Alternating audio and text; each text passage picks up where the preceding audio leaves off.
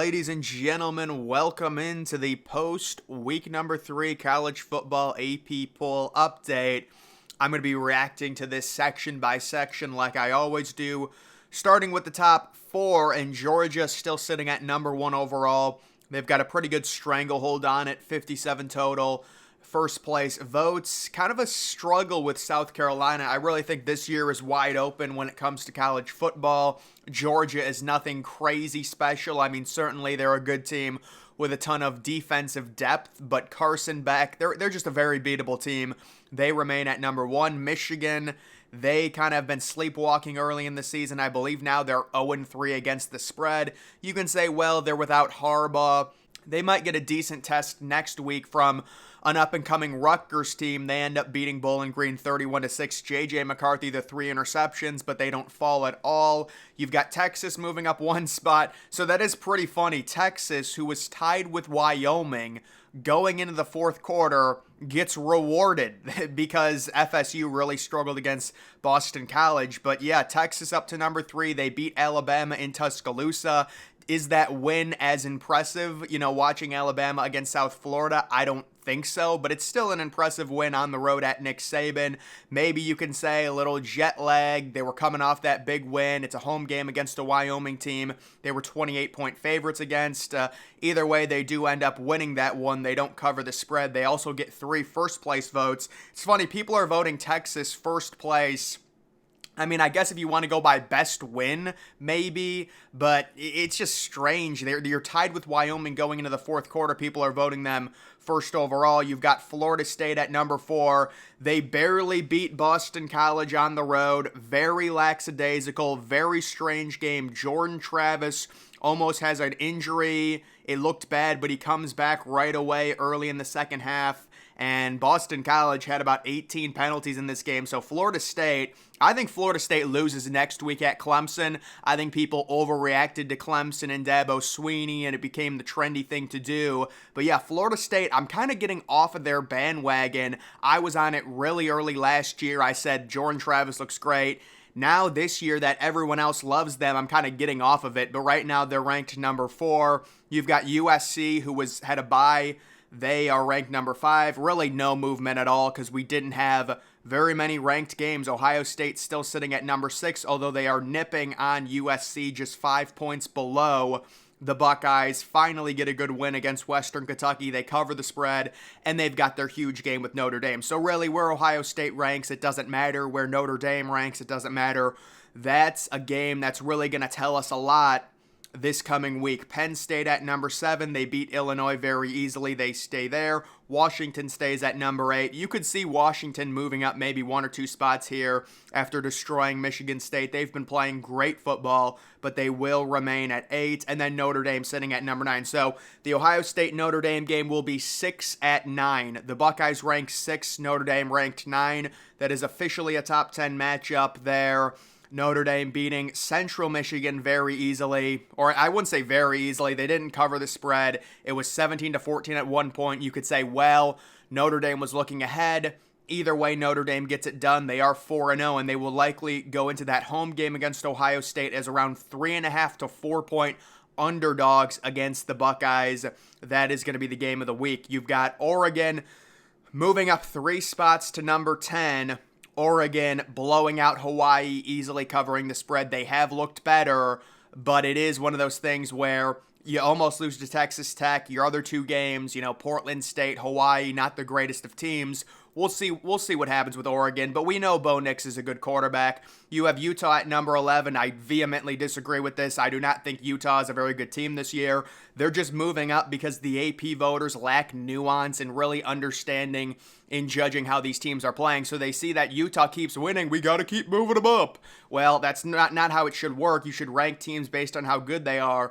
I would have Utah at 19th or 20th right now, and especially in a tough Pac-12, I see them with 4 or 5 losses, and I'm not even a Utah hater. I like Utah. I've liked them year in and year out, but this year they've lost significant talent. and they're being rewarded for beating Weber State. They can't even cover a 27-point spread in that game. You have LSU moving up to number 12. It's to be expected. I mean, Mississippi State is pathetic. They get destroyed by LSU. LSU coming into this game 9.5-point favorites. The Malik Neighbors breakout game, they're up to number 12, and LSU can sit there and say, our only loss is to Florida State, who's ranked number 3, and all that jazz. We know that that's what they're going to say. And then Alabama down 3 spots after the rough game against South Florida. So Bama right now sitting 2-1. Really unknown with their quarterback situation, Bama. I'm guessing it's either going to be Jalen Milroe or Ty Simpson at home against Ole Miss. They can certainly beat Ole Miss. Ole Miss is not a special team. You know, Alabama's going into that game maybe 9 or 10-point favorites, honestly, but it's just a horrible quarterback situation. You have Oregon State up 2 spots, so Oregon State, congratulations. They are inside of the top 15 at number 14. They beat San Diego State. You have Ole Miss at number 15, sitting at 3-0. They beat a bad Georgia Tech team, really piled it on late. That's a closer game than the score says right there. Ole Miss will be at Bama next week. Oklahoma at number 16. So Oklahoma's a top 10 team in college football. I don't know what these voters are looking at. They're ranked number 16. Dylan Gabriel is one of, if not the best quarterback in college football right now. And they have a game next week at Cincinnati that will be very interesting. North Carolina at number 17. I mean, I guess they keep winning. You're going to move them up. You know, they beat Minnesota. They easily cover the 7-point spread, but Minnesota is horrifically bad on offense. I'm sorry. Duke at number 18. They beat Northwestern. They easily cover that spread. That's acceptable. Colorado down a spot. The game against Colorado State. It's a real tough one. I mean, Colorado State is not a good team. They are more improved than last year, but it's very clear that this Colorado team does not have a defense. Next week, they're going at Oregon. Them being ranked 19th, you know, people say they're overrated. It's the Deion Sanders factor. I don't really have an issue with it. Let's let them go, and if they lose to Oregon, you can bump them way down. It is what it is. You know, Travis Hunter's not going to play probably, so that takes the sting out of that game. Oregon's likely going to be big favorites in that one, but maybe Colorado can keep it close with that offense. You've got Miami up to number 20, just moving up a little bit, beating the FCS Bethune-Cookman. You've got Washington State moving up 2 spots after their win over an FCS team, along with UCLA. They also beat an FCS team. Watch out for their young true freshman quarterback, Dante Moore, under Chip Kelly's tutelage. This UCLA team's going to be really good in the next few years. Tennessee at number 23, down 12 spots, so they are still ranked. They end up losing to Florida on the road. They got dominated in the first half. They came back and easily won the second half, but it wasn't enough. Florida was able to turtle up in the swamp and do enough damage and win that game. Maybe you could say some shady officiating, but either way, Florida gets it done. That's a big win for them. And then you've got Iowa sitting at number 24, you know, beating Western Michigan 41-10. They scored a late touchdown there to cover. Iowa is what they've always been. I mean, if you look at Cade McNamara's offensive performance, sub 50% completion percentage. He threw for 100 total yards, 2 interceptions, 2 touchdowns. It's just not impressive. So Iowa's facing Penn State this week. It's the whiteout. They're probably going to get crushed, and that's probably going to be the last we hear of Iowa football in 2023. At number 25, Florida once again ranked, so it is funny, I guess, that Tennessee's ranked above Florida, but that's kind of how it goes sometimes. Florida enters there, and honestly, should Florida be ranked? I don't think so. I think Clemson's probably a top 15 team in college football right now, maybe even top 10. So I'm not understanding why Clemson is not ranked. They've looked phenomenal the past 2 weeks. They've got their huge game against FSU this coming week, but they would be ranked number 26. They are the first team receiving votes. You also have Missouri receiving votes, so I disagree with that. I think Missouri really struggled their first 2 weeks against bad competition. And then, sure, you can say they beat Kansas State, but I don't think Kansas State is that good either. Kansas State third on receiving votes. You have TCU. They did get a pretty impressive win against Houston. I'll give them credit for that. I think Fresno State should be ranked, honestly.